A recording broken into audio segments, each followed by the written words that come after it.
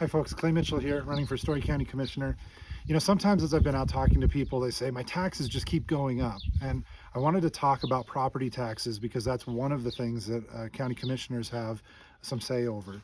So property taxes in Nevada are pretty complex, but I want to talk about, just give you an overview of the basics. So the first thing is this: there are two main things that determine how much you pay in property taxes. The first one is the assessed value of your home. The second one is the tax rate that we have here in the county. So we as commissioners set the property tax rate for all types of property here in the county. And we have not increased that rate for as long as I can remember, and I would not support an increase. And so that rate has not gone up.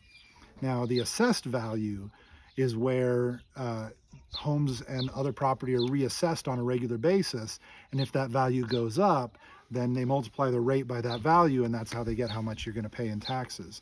And so typically, if the amount you pay in taxes, in property taxes, went up, it's because your assessed value went up. Now that can go up because you did some construction or added some value to your property, but also every so often the county assessor, who is an elected official and is accountable directly to the voters of the county, reassesses all property types because values can fluctuate.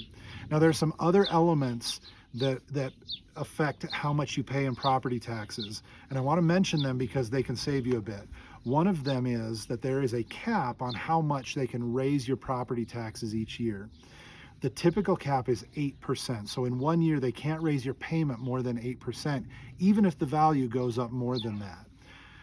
But if it's your principal residence, that cap is 3% a year. Every year about this time, a document will be sent out by the assessor, and it's important to fill that out and send it back. If it's for your principal residence, you want to elect for that low cap, and so the most that they can raise it on you is 3% that year. Now, there's all sorts of other complicated pieces, but I just wanted to touch on the basics of property taxes. We've looked at lowering property taxes. The idea has been floated.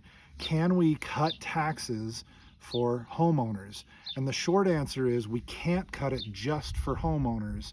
We would have to, by state law, cut it for the businesses as well, and that would then kill the golden goose. So a big company would get a big tax break, and you'd get a little tax break or no tax break at all, and it would kind of defeat the purpose. And so we're working in other ways to keep the cost of living down. For example, we negotiated a good garbage contract where starting next year, even in this rising price environment, prices are about 5% lower than they were under our last contract. We think that's a big deal. We think we were very successful in keeping those costs down. We cut business license fees for a home-based business from $100 down to $25. And so we're doing everything that we can to keep the cost of living low and make sure that you're not hit in the pocketbook, and that we can support essential services without taking any more money than we absolutely have to. But because we can't cut the property tax rate, because that won't give us what we're looking for, it won't give you money back in your pocket, what we're focusing on is keeping fees low and lowering them if we can, not raising the rate on property taxes, and then providing better services and better infrastructure for the residents of the county. And so that's the plan that we've adopted. Let me know what you think about that. I'd be happy to discuss more specifics about it. Clay Mitchell, running for Storey County Commissioner. Thanks.